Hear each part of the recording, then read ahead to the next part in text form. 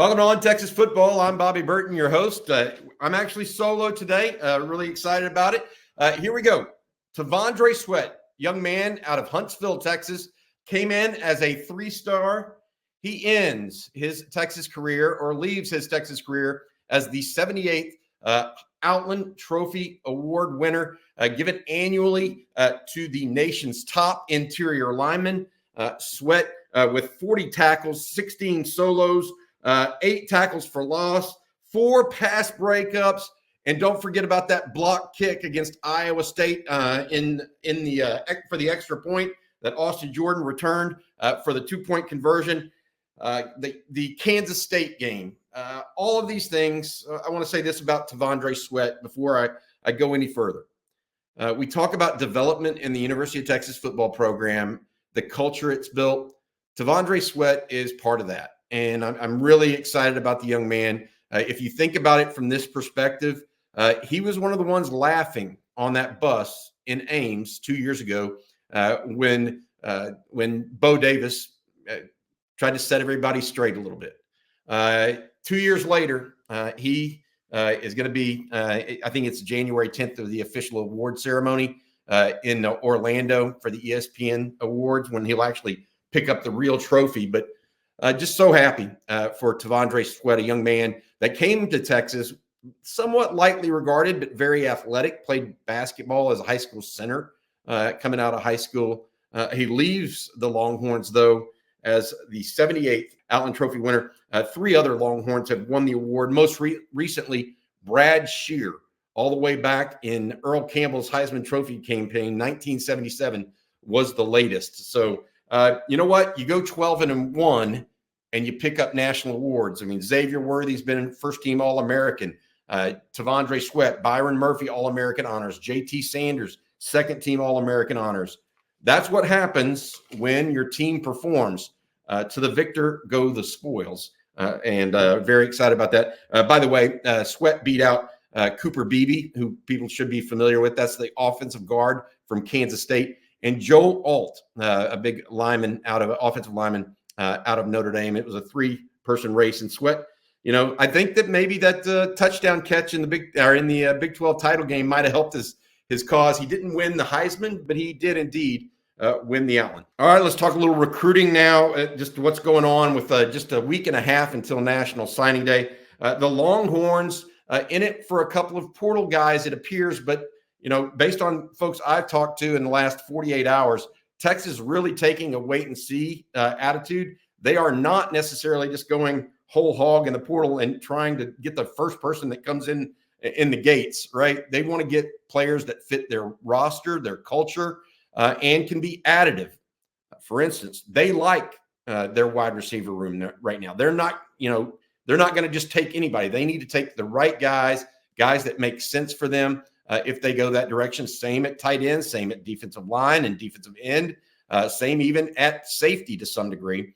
Speaking of safeties, Andrew Makuba, a young man out of Austin LBJ originally, he is expected to make a visit sometime this week to Texas. He is more of a corner, or he's more of a nickel for Texas, even though maybe Oklahoma's recruiting him as a safety, and maybe some other teams are. He's played his last 2 years at nickel for Clemson. With Jahdae Barron's absence after this season, Makuba kind of fits and slides right into that position from a competitive standpoint with Jalen Gilbo and others, as Texas may look to move pieces around to make that fit. Makuba also looking at Oklahoma, Oregon, and Ole Miss as well. We'll see exactly where that ends up. A lot of people have asked about Trey Moore. Trey Moore apparently made a visit to Texas over the weekend, according to some reports. I do not have enough there to actually confirm, deny, etc., any of that, although we will see if Texas actually goes forward in that process. You could hear word any minute. It could be a situation where Texas lets this play out a little bit. Again, I don't know for sure, but Texas definitely interested there. We'll see if he's as a linebacker. Who knows what position. He's from UTSA, by the way, had 14 sacks last year for Jeff Traylor's Roadrunner squad as well. Other than that, in the portal right now, Texas has been fairly judicious. Again, there have been some names pop in like Juice Wells. I reported yesterday on InsideTexas.com that Juice Wells is not expected, was originally expected to visit Texas this weekend. Texas is not having him in this weekend. He is a maybe for next weekend. He's expected at Ole Miss this weekend instead. So you have that to look forward to. However, he may not be the guy that Texas is looking for. A couple of people have mentioned Matthew Golden, the wide receiver out of University of Houston. Texas would likely have interest there. However, as of this writing, he had not been officially in the portal as this publishing. He has not been officially in the portal. Some other things to talk about is really the high school group ahead, because their commitments are binding beginning on December 20th. News and notes I have there.